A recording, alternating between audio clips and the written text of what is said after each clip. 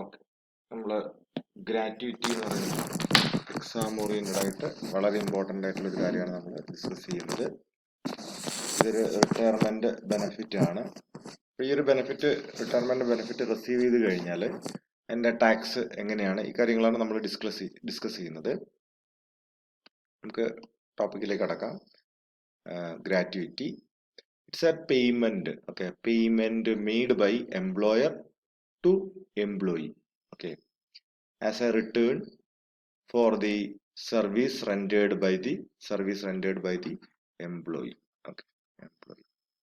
ഒരു എംപ്ലോയി വളരെ കണ്ടിന്യൂസ്ലി ആയിട്ട് ഒരു ബിസിനസ് സ്ഥാപനത്തിന് അല്ലെങ്കിൽ ഒരു ഓർഗനൈസേഷൻ ഓർ എംപ്ലോയർക്ക് കണ്ടിന്യൂസ് സർവീസ് നൽകിയതിന് റിട്ടയർ ചെയ്യുന്ന സമയത്ത് അല്ലെങ്കിൽ അയാൾ ആ ഒരു ജോബ് സ്റ്റോപ്പ് ചെയ്യുന്ന സമയത്ത് അവർ കൊടുക്കുന്ന ഒരു ബെനിഫിറ്റ് ആണ് ഗ്രാറ്റുവിറ്റി എന്ന് പറയുന്നത്. ഓക്കെ, ഈ ഗ്രാറ്റുവിറ്റി പ്രധാനമായും രണ്ട് രീതിയിലാണ് നമ്മൾ ഇതിനെ അനലൈസ് ചെയ്യാൻ വേണ്ടി പോകുന്നത്. ഓക്കെ, ഇത് രണ്ട് കാറ്റഗറി ഓഫ് പീപ്പിൾ ഉണ്ട്. ഒന്ന് ഗവൺമെന്റ് എംപ്ലോയീസ്. ഈ ഗ്രാറ്റുവിറ്റി കിട്ടുന്നത് ഗവൺമെന്റ് എംപ്ലോയീസിനാണെങ്കിൽ, then situation number 2, if this gratuity received by non government employee. Government employee ആണെങ്കിൽ ഇതിൽ കൂടുതൽ കാൽക്കുലേഷൻ പോകേണ്ട ആവശ്യമില്ല, ഫുള്ളി എക്സംപ്റ്റഡ് ആണ്. The amount so received is fully exempted in case of government employees. But in case of non-government employees, here the exemption will be up to a level, up to a limit. So non-government employee ആണെങ്കിൽ നമ്മൾ രണ്ട് കാര്യങ്ങളൂടെ നമ്മൾ check ചെയ്യണം. അതിൽ ഒന്നാമത്തെ കാര്യം, whether is covered by payment of Gratuity Act 1972. ഈ ഒരു ആക്ട് കവർ ചെയ്യുന്ന ആളാണ്, or not covered by payment of gratuity act 1972. രണ്ട് സിറ്റുവേഷനാണ് ഞാൻ പറഞ്ഞത്. അതിൽ ഈ രണ്ട് സിറ്റുവേഷൻ രണ്ട് രീതിയിൽ നമ്മൾ ട്രീറ്റ് ചെയ്യാം. ഫസ്റ്റ് നമ്മൾ ഐഡന്റിഫൈ ചെയ്യണം അത് കവേർഡ് ആണോ നോട്ട് കവേർഡ് ആണോ. അപ്പൊ ആദ്യം ഞാൻ ഡിസ്കസ് ചെയ്യാൻ പോകുന്നത് കവേർഡ് ആണെങ്കിൽ, ഇഫ് ഇറ്റ് ഈസ് കവേർഡ്, അങ്ങനെയാണെങ്കിൽ നമ്മൾ പറയും least of the following will be exempted. Okay, അപ്പൊ അതിൽ ഒന്നാമത് വരുന്നത് 15 days സാലറി, 15 ദിവസം സാലറി. 15 days സാലറി കാൽക്കുലേറ്റ് ചെയ്യാൻ പോകുന്ന സമയത്ത് നിങ്ങൾ എപ്പോഴും 15 ഡിവൈഡ് ബൈ 26 വർക്കിംഗ് ഡേ ആണ് നമ്മൾ പരിഗണിക്കുക. അതിൽ 15 ദിവസം, അങ്ങനെയാണ് നമ്മൾ എന്ത് ചെയ്യുക, 15 ദിവസം സാലറി. ഫോർ എക്സാമ്പിൾ എൻ്റെത് 10,000 രൂപയാണ് മന്ത്ലി സാലറി എങ്കിൽ 15 days സാലറി ആണ് ഇൻറ്റു 15 ഡിവൈഡ് ബൈ 30 അല്ല 26 ആണ് നമ്മൾ ചെയ്യുക. ഓക്കെ, അപ്പൊ നമുക്ക് 15 days സാലറി കിട്ടും. അപ്പം 15 days salary of salary drawn in last month prior to retirement. അതായത് 15 days സാലറി, ഇപ്പൊ ഈ 10,000 കിട്ടുന്ന എപ്പോഴാ, ഞാൻ ഈ പോയിന്റിലാണ് റിട്ടയർ ചെയ്യുന്നതെങ്കിൽ അതിന്റെ തൊട്ടടുത്ത പ്രീവിയസ് ഇയറിലെ ലാസ്റ്റ് മന്ത് ഡ്രോൺ സാലറി അത് 10,000 ആണെങ്കിൽ അതിന്റെ മുകളിൽ നമ്മൾ എന്ത് ചെയ്യുക, 15 days സാലറി കാണുന്നത്. കാരണം അതിന്റെ പുറകിലേക്ക് പോവുകയാണെങ്കിൽ he may draw lesser than 10,000 as salary. Okay, അപ്പൊ നമ്മൾ ലാസ്റ്റ് മന്ത് സാലറി കണ്ട് അതിൽ നിന്ന് നമ്മൾ എന്ത് കണ്ടുപിടിക്കും, 15 days സാലറി കണ്ടുപിടിക്കും. Okay, then and it should be multiplied with every completed year of service. അപ്പൊ അയാൾക്ക് 32 വർഷത്തെ സർവീസ് ഉണ്ടെങ്കിൽ 32 into 15 days salary, for example അതെനിക്ക് കിട്ടുന്ന 4,300 ആണെങ്കിൽ ഇതുകൊണ്ട് നമ്മൾ മൾട്ടിപ്ലൈ ചെയ്ത് കഴിഞ്ഞാൽ കിട്ടുന്ന എമൗണ്ട്. ഓക്കെ ആണോ? 15 days salary. Okay, 15 days salary for every completed year of service. 36 വർഷമാണെങ്കിൽ 36 into അത്, 10 വർഷമാണെങ്കിൽ 10 ഇൻറ്റു അത്. ഓക്കെ, അപ്പൊ നമുക്കൊരു എമൗണ്ട് കിട്ടും. ഓക്കെ, ഫോർ എക്സാമ്പിൾ എക്സ് എന്ന് ഇരിക്കട്ടെ, അത് എക്സ് ആണെങ്കിൽ എക്സ്. ദെൻ രണ്ടാമത്തത് സ്റ്റാറ്റ്യൂട്ടറി എമൗണ്ട്.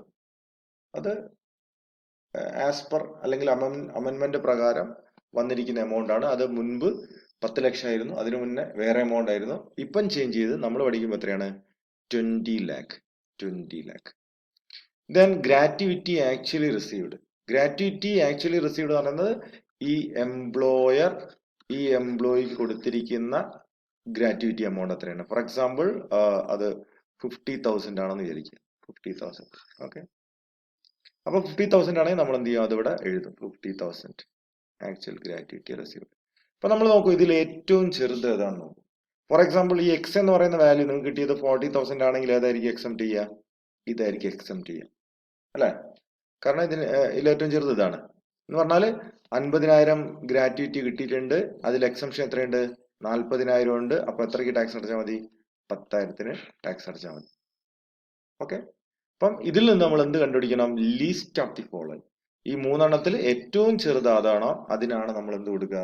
എക്സംഷൻ കൊടുക്കുക. ശരി. ഇവിടെയൊക്കെ നമ്മൾ 15 ഡേയ്സ് സാലറി എന്നൊക്കെ പറഞ്ഞിട്ടുണ്ട് അല്ലെ? ഈ 15 ഡേയ്സ് സാലറി എന്ന് പറയുമ്പോൾ ഇവിടെ സാലറി എന്ന് പറഞ്ഞു കഴിഞ്ഞാൽ basic plus D A. D എന്റെ മുകളിൽ എന്ത് ചെയ്യണം? ഇഫ് എന്ന് പറയുന്ന കണ്ടീഷന്റെ ഒന്നും ആവശ്യമില്ല. ഓക്കെ. ഡി ഉണ്ടെങ്കിൽ നമ്മൾ എടുക്കും, പ്രത്യേകം ശ്രദ്ധിക്കണം. ഓക്കെ. മറ്റൊന്ന്, ഇവിടെ part of thereof is excess of 6 months. Okay. അപ്പൊ നമ്മൾ എന്ത് ചെയ്യാണ്? 32 years and 7 months എന്ന് പറഞ്ഞു കഴിഞ്ഞാൽ നമ്മൾ എത്ര ഇയർ എടുക്കും? 33 ഇയർ എടുക്കും. ഓക്കെ. 32 വർഷവും 4 മാസവും എന്നാണ് പറയുന്നതെങ്കിൽ നമ്മൾ 32 ഇയർ എടുക്കും. ഇവിടെ റൗണ്ട് ഓഫ് ചെയ്യും നമ്മൾ. ഓക്കെ. നിയറസ്റ്റിലേക്ക് നമ്മൾ എന്ത് ചെയ്യും? റൗണ്ട് ഓഫ് ചെയ്യും. ഇത്രയും കാര്യങ്ങളാണ് നമ്മൾ കവേർഡ് ആണെങ്കിൽ ശ്രദ്ധിക്കേണ്ടത്. കവേർഡ്, ഗ്രാറ്റുവിറ്റി ആക്ട് കവേർഡ് അല്ലെ, 1972 കവേർഡ് ആണെങ്കിൽ ഇങ്ങനെയാണ് നമ്മൾ ചെയ്യുക. കവേർഡ് അല്ലെങ്കിലോ? കവേർഡ് അല്ലെങ്കിൽ ഇങ്ങനെ ചെയ്യാം. നമുക്ക് നോക്കാം. ഹാഫ് മന്ത് സാലറി, നേരത്തെ നിങ്ങൾ ഉപയോഗിച്ച എന്തായിരുന്നു? 15 ഡേയ്സ് സാലറി എന്ന് പറഞ്ഞാൽ half month salary based on average salary. നേരത്തെ നിങ്ങൾ 15 ഡേയ്സ് സാലറി എടുത്തത് ലാസ്റ്റ് അല്ലെ, കഴിഞ്ഞ പ്രീവിയസ് ഇയറിലെ ലാസ്റ്റ് മന്ത് സാലറിനെ നിങ്ങൾ എന്ത് ചെയ്തു? നേരെ 15 ഡേയ്സ് കണ്ടു അല്ലെ? 26 ഇങ്ങനെയല്ലേ ചെയ്ത്? ഇങ്ങനെ ചെയ്ത്. ബട്ട് ഇവിടെ നമ്മൾ കാണുന്നത്, നമ്മൾ റിട്ടയർ ചെയ്യുന്നതിന്റെ പ്രീവിയസ് ഇയറിന്റെ തൊട്ട് പുറകിലെ 10 മാസം. ഓക്കെ. 1 2 3 4 5 6 7 8 9 10 10 മാസത്തെ സാലറിന്റെ ആവറേജ് സാലറി കാണും. ആവറേജ് സാലറി അത് ഇൻറ്റു ഹാഫ് മന്ത് കിട്ടൂലേ? അപ്പൊ ഒരു എമൗണ്ട് കിട്ടൂലേ?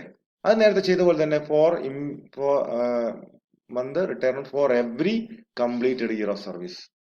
അയാൾക്ക് 32 വർഷമാണെങ്കിൽ 32 ഇൻറ്റു അത്, അയാൾക്ക് 35 ആണെങ്കിൽ 35. ഇവിടെ റൗണ്ട് ഓഫ് എന്ന് പറഞ്ഞ പരിപാടിയില്ല.